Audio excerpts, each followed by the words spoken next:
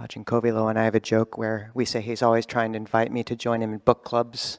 I feel like he just snuck one in there in the guided meditation. Got me.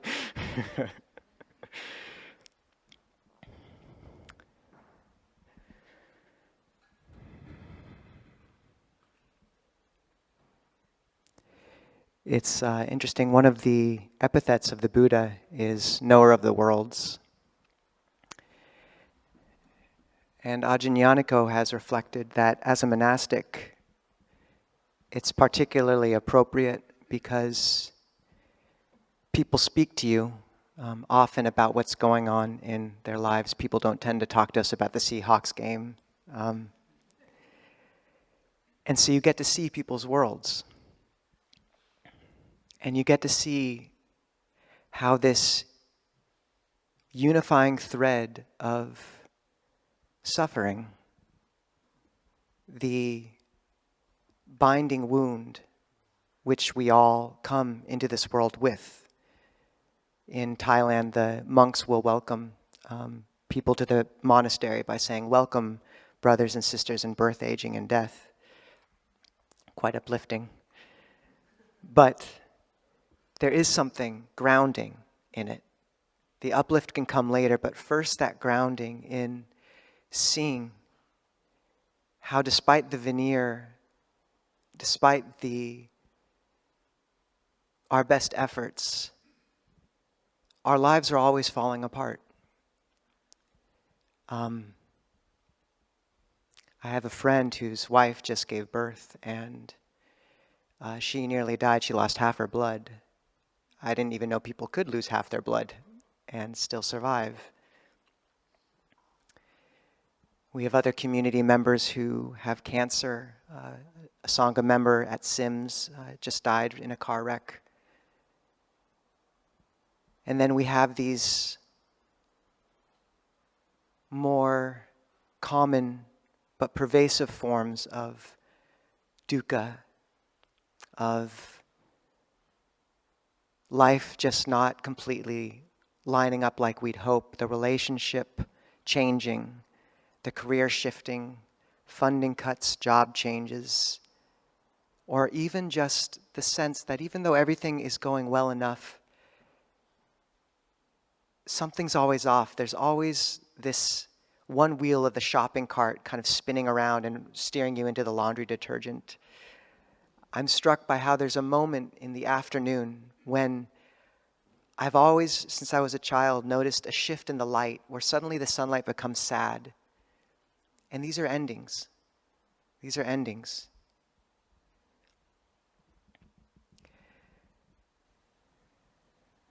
And we spend our whole lives running from dukkha. The Buddhists, or the commentaries say that what obscures dukkha is movement.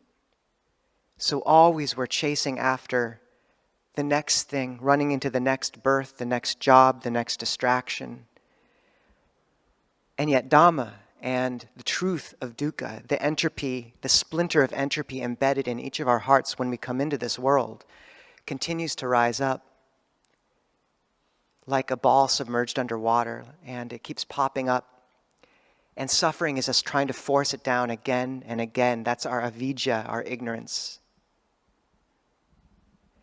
And there's two levels of dukkha. There's the natural brokenness of the world, its conditioned, fragile form. The fact that each of us is not the exact personality we wish we were. But this is inevitable and part of the conditioned realm. The dukkha, the second layer, the second arrow, that the Buddha taught us to take out of the heart, was what we add on to that first arrow of dukkha by craving that it become otherwise with the energy of tanha and ignorance. It's the suffering that we overlay onto the heart when we become drunk on greed, drunk on hatred, drunk on delusion. And it's made worse when we run. The directive of the First Noble Truth to turn towards and comprehend suffering, to understand suffering, means to stand under suffering. Stand under it. And to see that if we're able to remain with the full catastrophe, or even just the little catastrophes, until that bright fissure line runs through the veneer of security which we think we've cultivated, even just the little hints at that, if we are able to see that and understand and let go of our white-knuckled grasping, trying to make this changing vortex of conditions a solid refuge, then as the hands release, we can step into something which is truly a refuge. And yet, we step onto the path, we intuit truth, we know the patterns we want to give up, and yet we're constantly, continually touched by the thread of dukkha, by the fact that things don't move as fast as we wish they were moving, by the fact that when we enter a meditation retreat, our project fails. But one of the important things to note is that if the conditioned realm is burning with greed, hatred, and delusion, our grasping to it, the only way we learn to let go of it is by being burnt again and again a little bit and having patience with that process. There's a monk named Ajahn at Wat Mapjan, and after a few years he was just so frustrated that he ran up to my teacher Longpo Anan and said, "When will it be any better?" And Longpo said, "In 5 years, it'll be a little bit better." And yet you can also see that though in some sense it's slow, in another sense, this path works wonders on us. It moves through us so powerfully, like a sweeping wind. And when the Buddha speaks about refuge, he talks in one sutta about, it's the Sutta Mahanama, and Mahanama comes to the Buddha and says, "I see all your monastics are about to go off and wander on pilgrimage. Where should we dwell? Where should the mind dwell if we're always moving?" And the Buddha says, "You should recollect the Tathagata," which is the Buddha.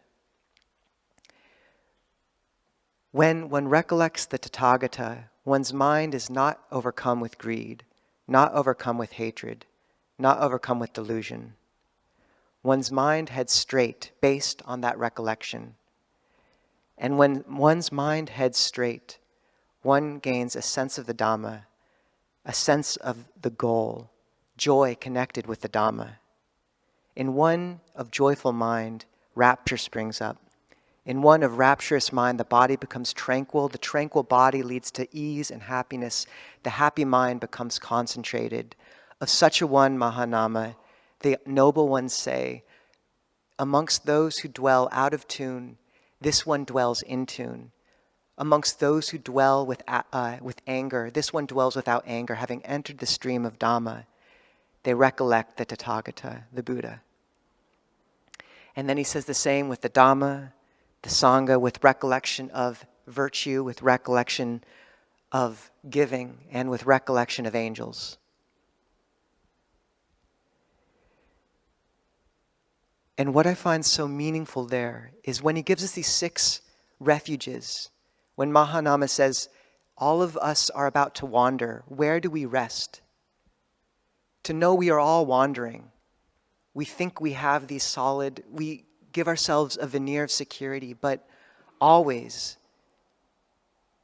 this realm can be shifting out of our hands. Always we are wandering. Samsara means endless wandering. And so this is the Buddha saying, this is where you find sanctuary, in these recollections.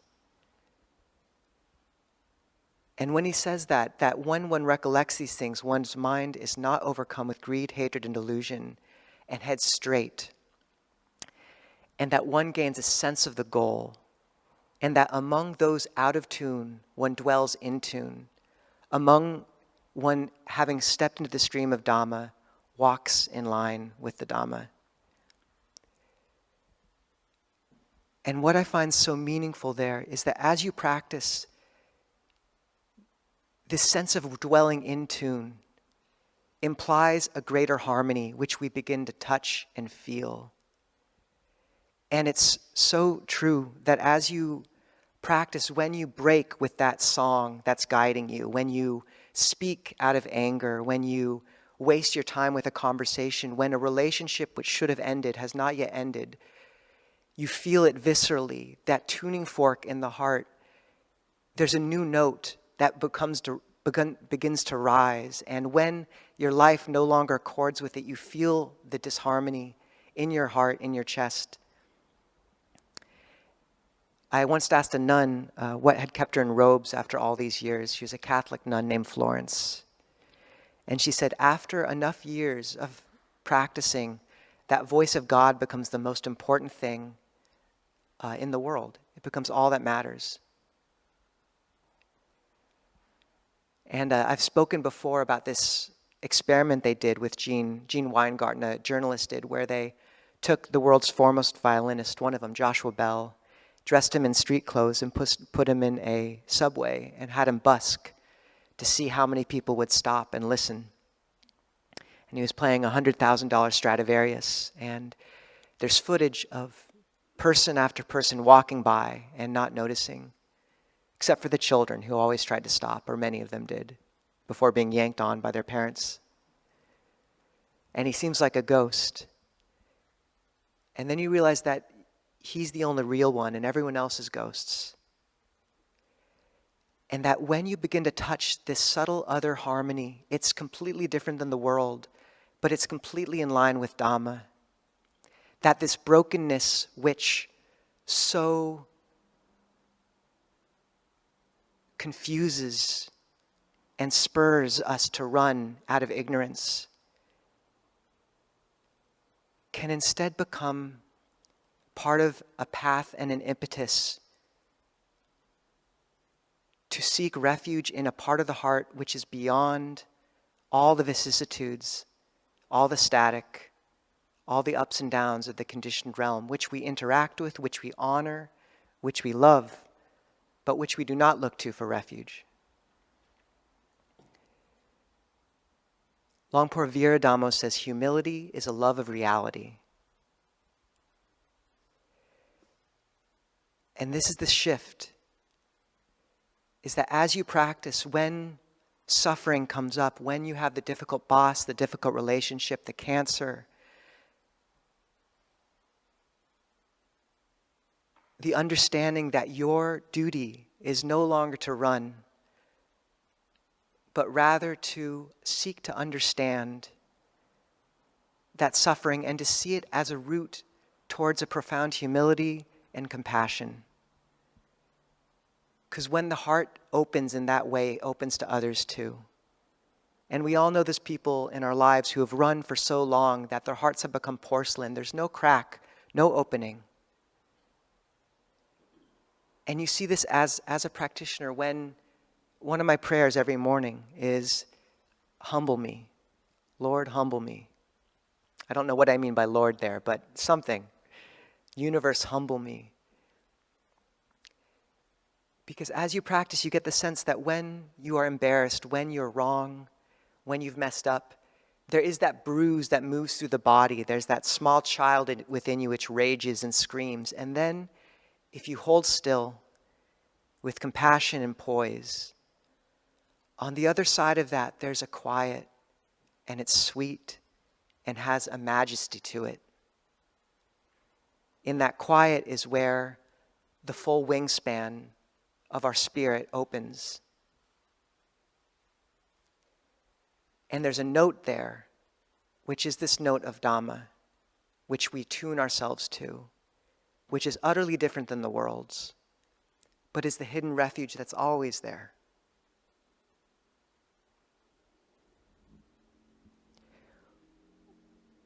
One of the most avant-garde pieces of music was written by Nicolas Cage, and he gathered a huge audience and a full orchestra, And the conductor raised the baton and lowered it.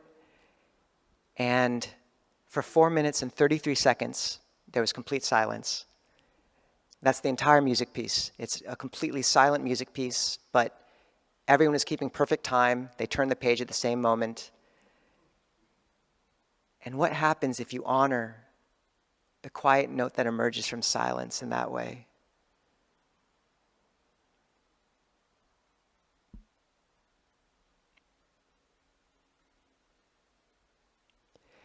And more than that, that when suffering really comes, there's a saying that if the devas, the angels, think they're immortal, and then the Buddha comes, and like a lion roaring would make all the animals quake, even so when a Tathagata emerges, the angels begin to shake and think, oh, we thought we were permanent, but we are impermanent.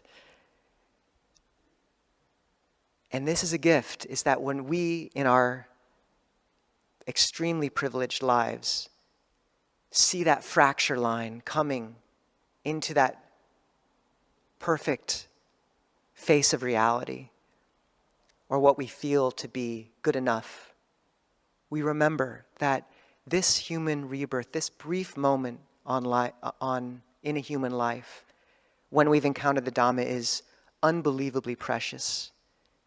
And it's not going to be easy. Human life is not easy. Longpo Suchita says, we expect way too much out of human life. Human life isn't that great. And not that it can't be an enormous blessing, but only if we look at it as a tool on the path. The language of happiness is cheap. It will not sustain you. And it's true that this path is beautiful in the beginning, beautiful in the middle, beautiful in the end. It's true it leads to happiness. But a teacher, Buddhadasa, says that Dhamma is duty. And I find that if you're ever in doubt what your next step is, whenever I had a question of, should I remain a monk? That doesn't happen a lot, but every now and again you think, it'd be nice to have pizza at night or something, you know? It'd be nice to go to a movie. The question, what's best for me? It spins in circles. The question, what's the best gift I can give this world? What is the best use of this brief moment I have for others? That answer is clear. It rings clearly. That is the note you want to tune your life to.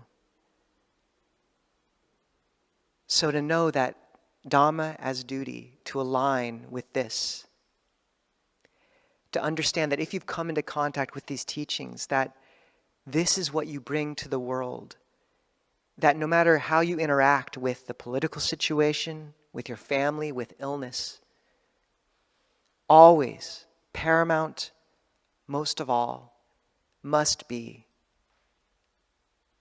that cleansing and purification of the heart. Because that is what will carry. The history is littered with the memories of movements, of ideologies. But the notes that have continued to resonate are the Desmond Tutus, are the Nelson Mandelas, are Gandhi. It's those figures that have reached a root deeper to touch something profound, transcendent, humanizing in the human spirit. So however you move into these next years, however you move into this moment, don't forget your refuge. And your refuge is this quiet note of Dhamma. It is the practice. It is a movement towards what is true, transcendent, timeless.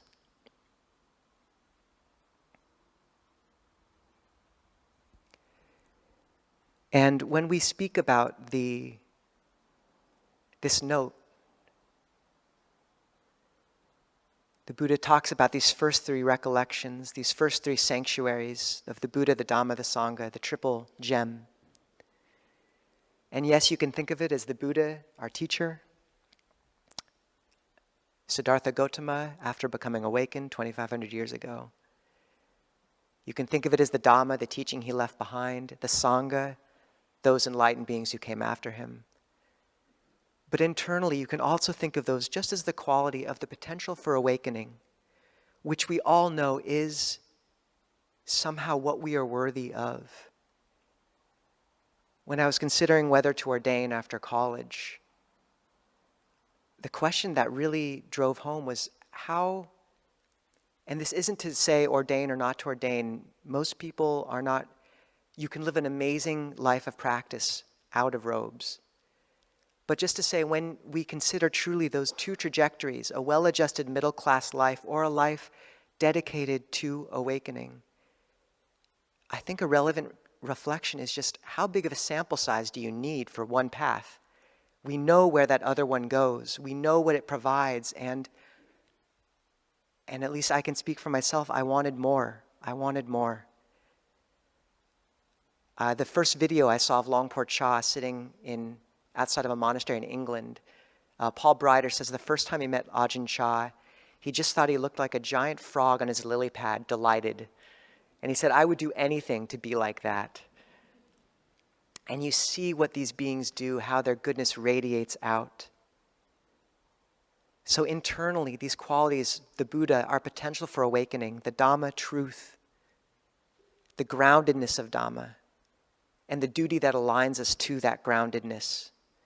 The Sangha, what happens when that transcendent knowing comes to manifest in a human being, the love, the lightness. There's a beautiful sutta where a monk named Vakali is dying, and the Buddha comes to him and says, Vakali, do you have any regrets? And Venerable Vakali says, I wish I'd seen you more. And the Buddha says, what do you care for this putrid body? One who sees me, one who sees the Dhamma sees me. One who sees the Dhamma sees me. What does that mean? What does it mean to know that if we touch into this deep note which begins to rise as we practice, which we begin to hear more and more, which tunes itself to this deep note in the chest? There's some tribes that talk about a tapping in the chest being the direction, being their internal conscience. And I think we all know that tapping, that alignment. Sometimes it's so loud and sometimes it's gentle and quiet, but always it's there. What if we really understood that the Buddha didn't leave us? There's one who sees the Dhamma sees me. This Dhamma is timeless, a calico, ehipassiko, encouraging investigation.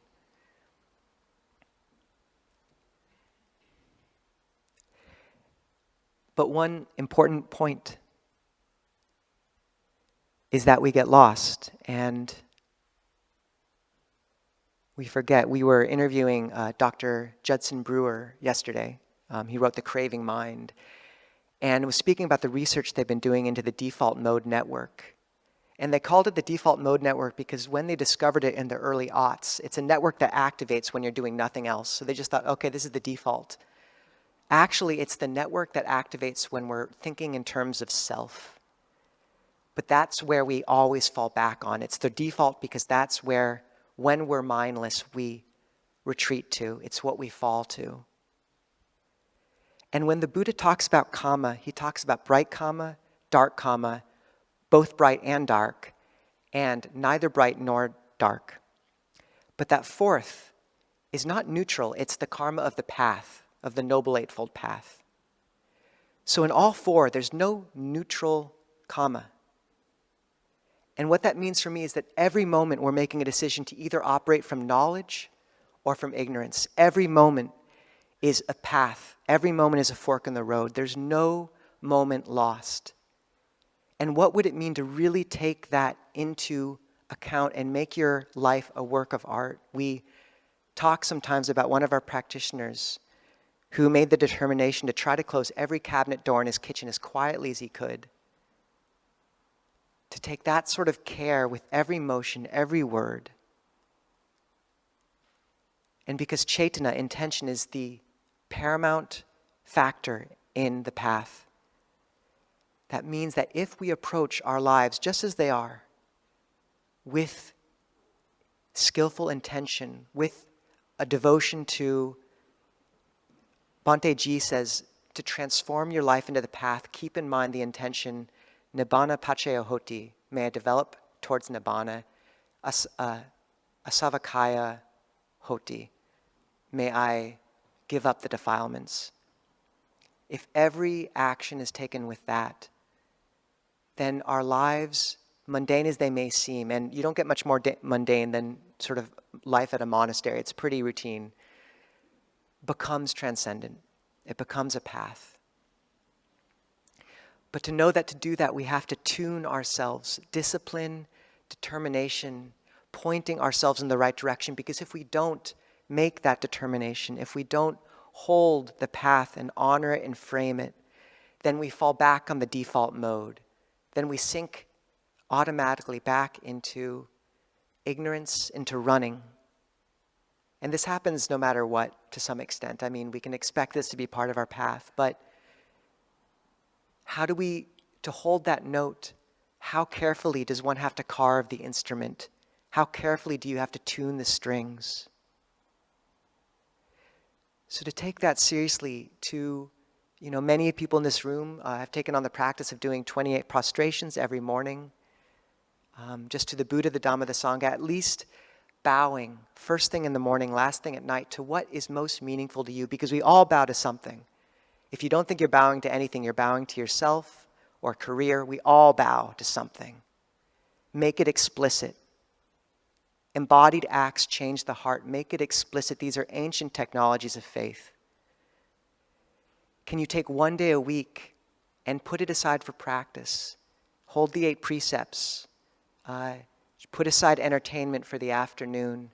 Let your friends and family know that this is the period when you'll be taking a walk with a good friend, with a spouse, and then maybe meditating, maybe cooking a dinner not a dinner, that wouldn't work with the 8 precepts, but maybe make lunch or breakfast for someone, give to them.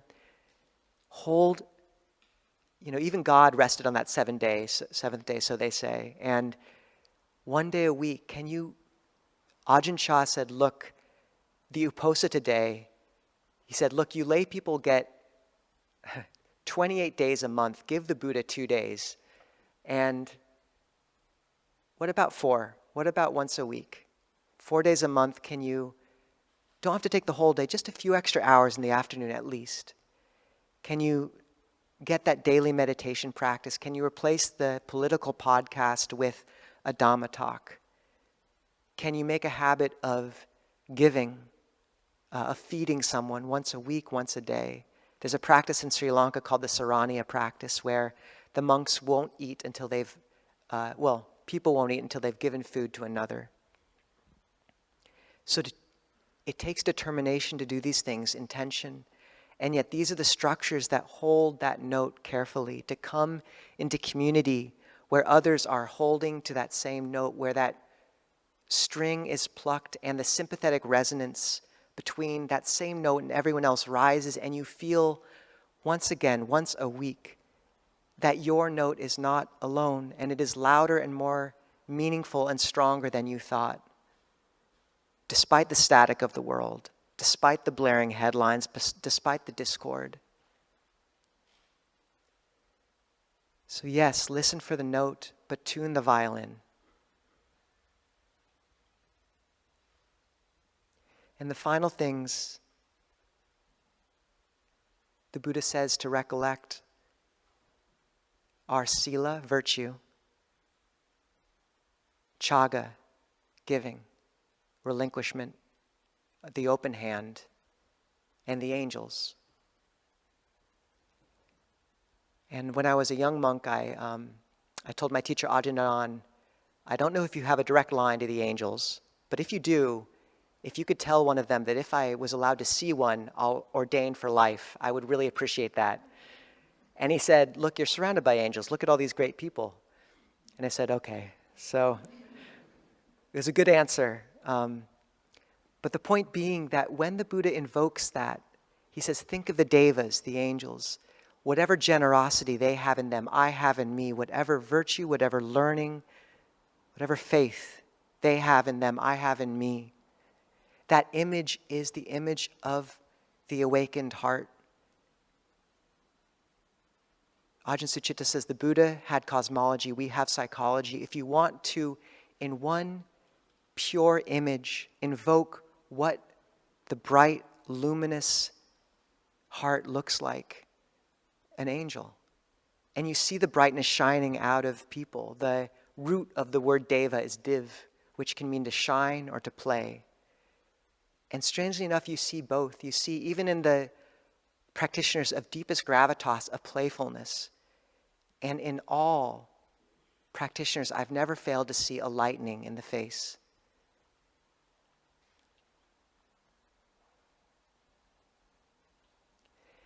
And this is why we look for refuge, because we are wandering.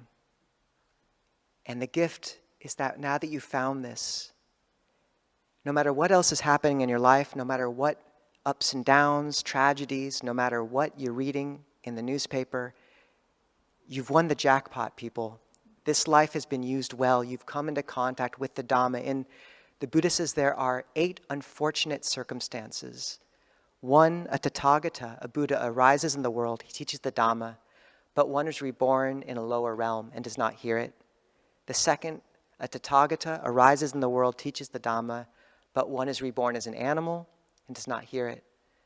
A Tathagata arises in the world, teaches the Dhamma, one is reborn as a god, does not hear it. One is reborn in an outlying land where the Dhamma does not make its way, so one does not hear it. One is reborn with wrong view and does not pay attention. One is reborn without the proper faculties and does not pay attention. Or one is reborn in the proper place with the proper faculties with right view, but a Tathagata has not arisen in the world and does not hear the Dhamma. These are the 8 unfortunate circumstances. Bhikkhus, there is one fortunate circumstance. One is reborn in the right place, at the right time, with right view, with proper faculties, and a Tathagata has taught the Dhamma. You have stumbled on the one fortunate circumstance. It is precious. And there's a quote from the Course in Miracles, which I love. Nothing real can be threatened. Nothing unreal exists. This is the peace of God. Nothing real can be threatened. Nothing unreal exists. This is the peace of God. Everything we perceive that our senses can see, we see because it changes. There's a blind spot in the middle of the eye that we don't see because it's always in the same spot. And similarly, awakening, the great teachers say, is the one unchanging element, yet the one thing that's real. Everything else is a vortex of shifting change, and in some sense, it does not exist. Not really. And so when we turn towards what is real, towards awakening, we're turning towards the one path that has an end, the one path that is the greatest gift to those around us, and the one refuge which can truly hold us through all the ups and downs of life. So our current refuge may be in a gym, we might have a disco ball, it might be somewhat haphazard at the moment, but to know what communion you've touched, to know what goodness you've cultivated, to know what blessings we've come into contact with, and to understand our duty, our purpose in embodying those as beautifully as we can in our hearts in every moment for each other and the world. Good luck.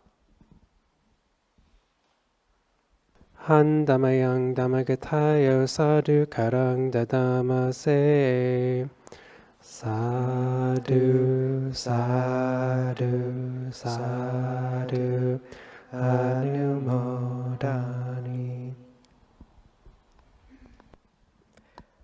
Another sign of the brokenness of samsara is your monk friend gets beaten up on a street as well, and we're really glad that Ajahn Kovilo is okay. So thank you for, making it back to us, Ajahn. We do have a chance for questions or comments, so if people want to raise their hand, we'll run a mic over to you, or if you're on Zoom, you can raise your cartoon hand. We can talk about anything.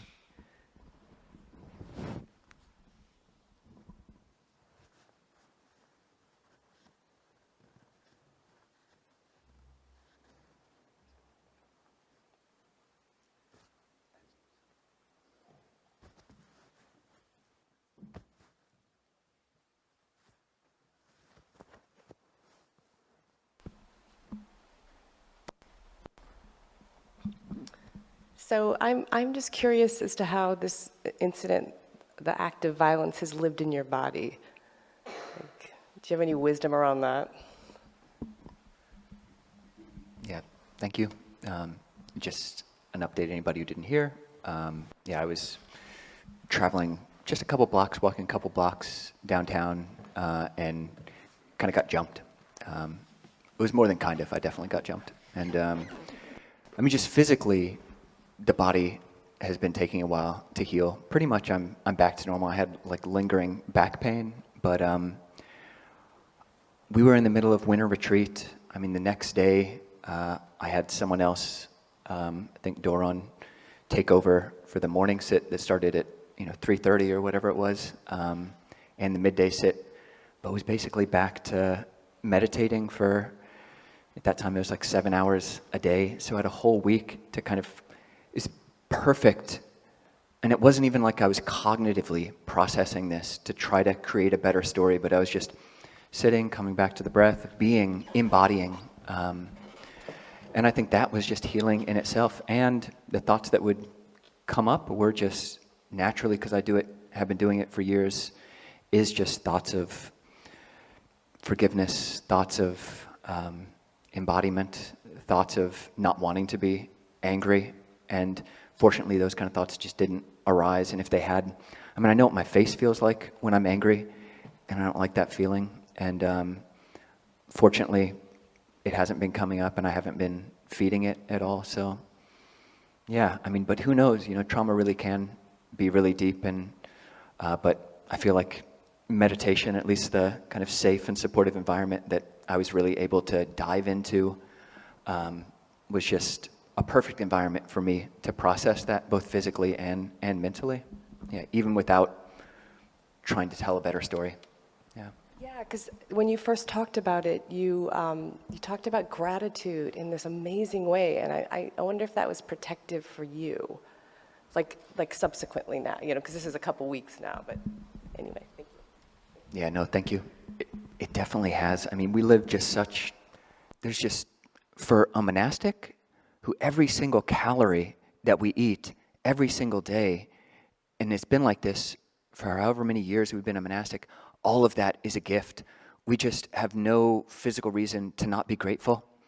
And just all those years of priming, and just seeing the value in gratitude for what I have, for the situation that wasn't worse, and seeing the detriment and the liability and the danger, the real danger in letting my heart get dark and vengeful or wanting some kind of retribution. So yeah, gratitude has been, it's beautiful to see, and yeah, that's all I'll do. It initiated the flood of the best emails we've ever gotten. Like 3 offers to set up an Uber account. One just if Ajahn Kovilo needs anyone to talk to.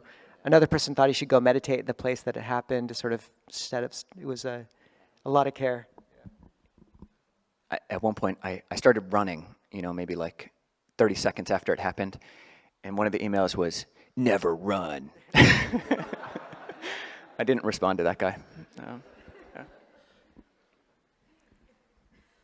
If you're listening, we did appreciate that email, though. Yeah. We don't actually need an Uber account.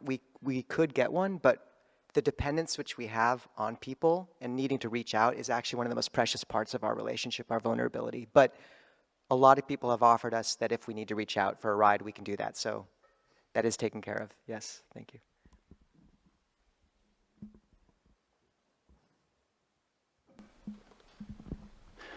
Thank you so much, Ajahn, for the presentation.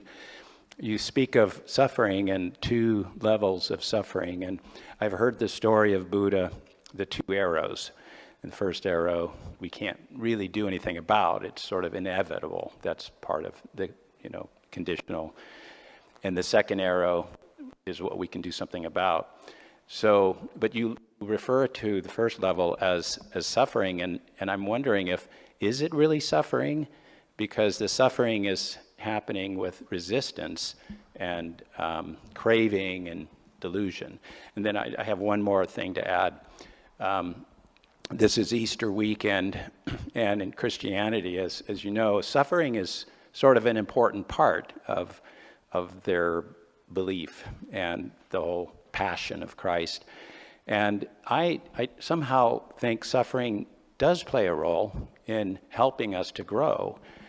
And so that's the other aspect. Is there a necessary suffering in life? Yeah, there's a few terms in Buddhism which really are impossible to translate completely.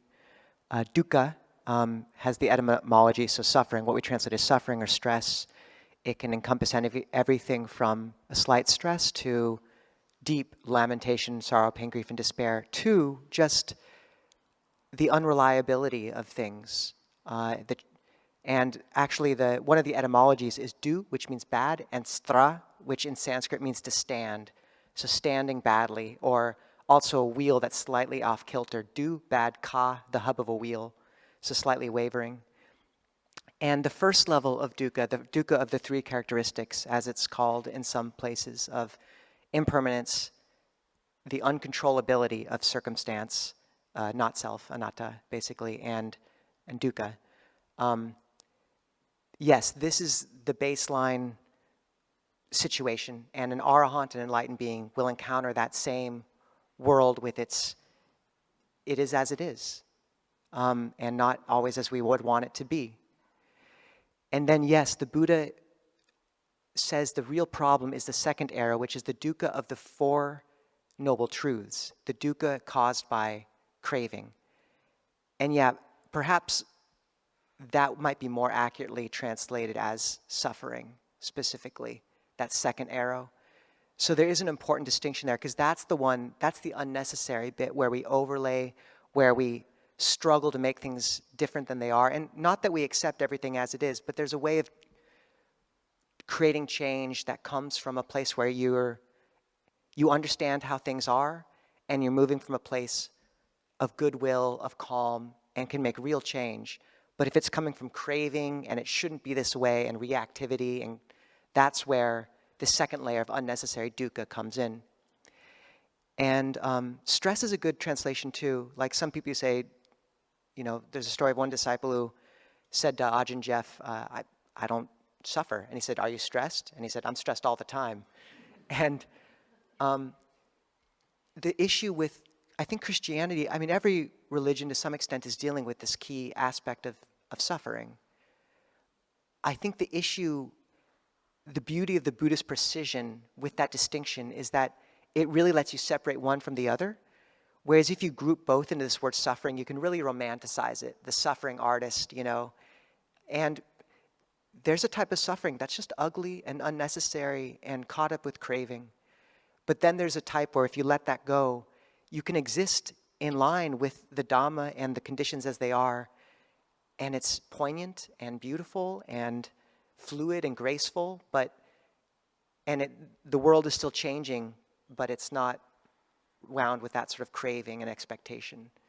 Longpo Sumedho has a great phrase for getting rid of that second arrow, which is just, it's like this. And then sometimes he'll add on, it's never been more like this than it is right now. So.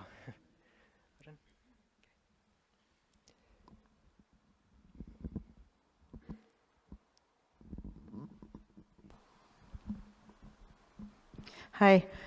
I've been thinking lately about how vulnerable we are as humans, and that dukkha is inevitable. We're vulnerable to the physical world, we're vulnerable to our minds, we're vulnerable to our conditioning, we're vulnerable to all the people around us. There's no way to not be within that vulnerability if you're a human being. And I've been thinking about right view, and I really appreciate your definition of it this morning.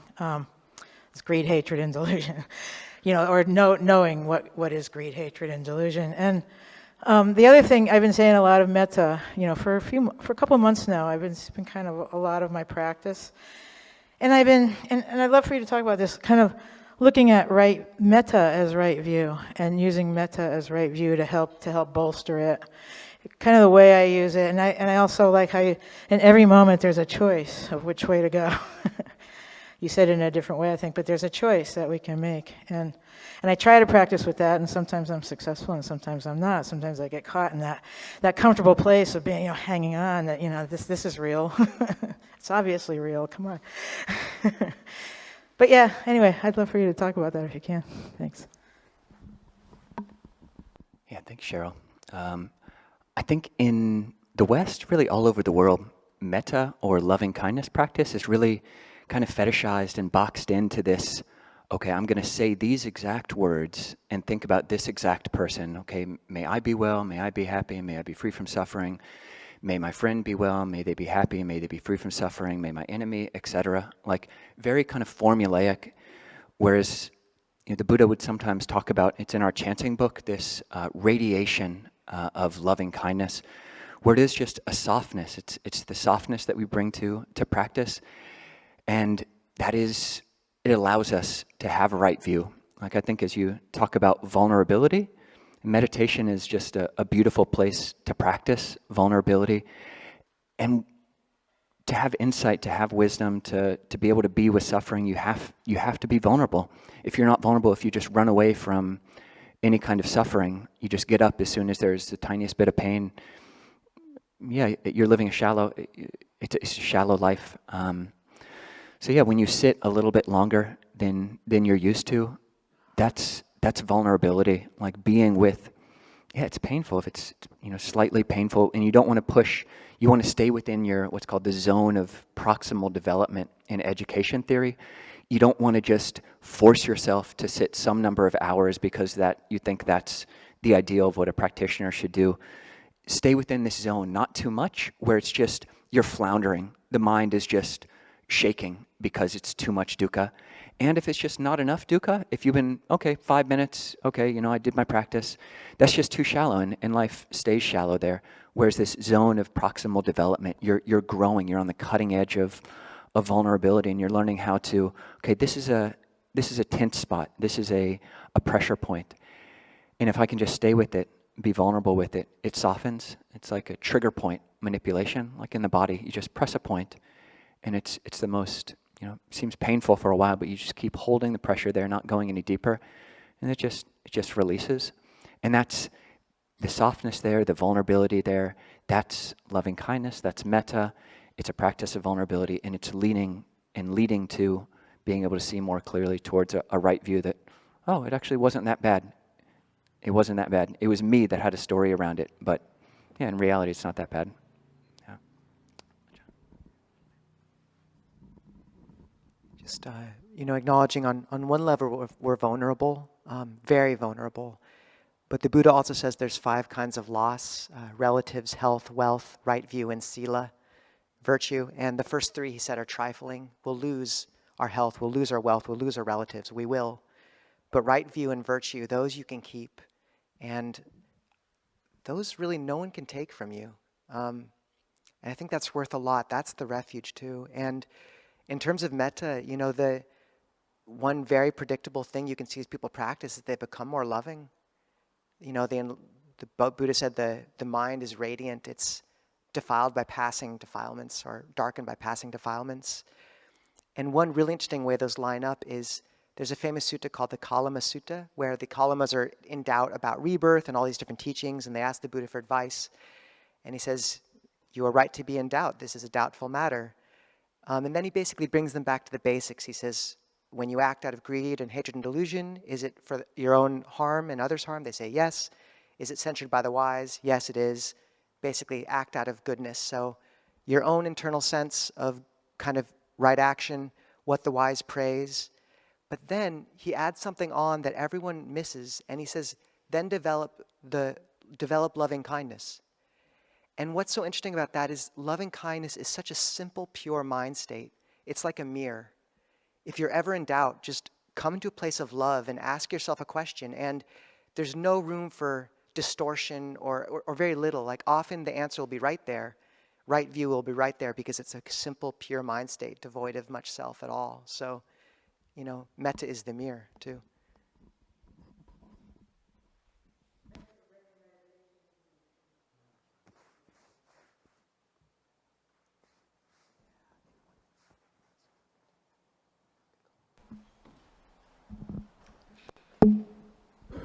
You had touched briefly upon the unfortunate circumstances and how we live in one of the fortunate ones. I was wondering, who does that we refer to? Is it those in this room or those or something else? And are there some events that could occur that could cause us to be then living in one of the unfortunate circumstances?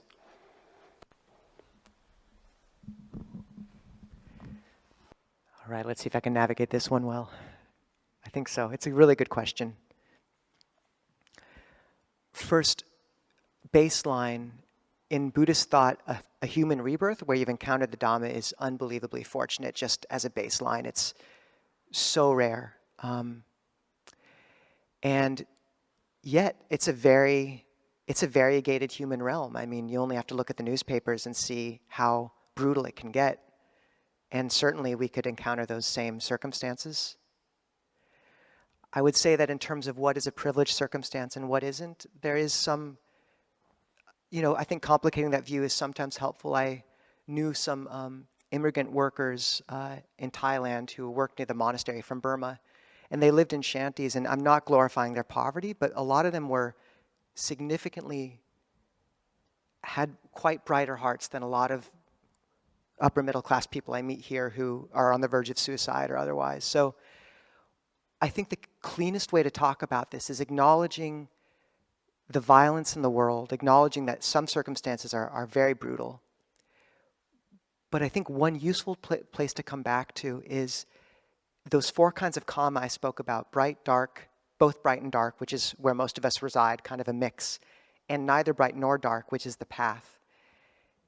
Is that any circumstance, whether a beautiful, blessed life or a brutal life in a war-torn zone, if approached with right view as part of a practice, can serve as part of the path. The path, practice can transform all karma into path karma. And I mean, it's a bold statement, but I really think it's true. You read about Solzhenitsyn in the Gulag Archipelago, the most brutal work camps of Russia, and there were stories of people even there who were able to keep their hearts loving. And so rather than getting into the whole mess of comparing this circumstance versus that, I think coming back to that place of like, if we approach our life circumstances, whatever they are, with right view and an intention towards awakening, we can transform it into the path. Ajahn, would you add? Is that good enough? Cool. All right, good. Acknowledging I'm very privileged. It's in many, many ways. So we should wrap up, though.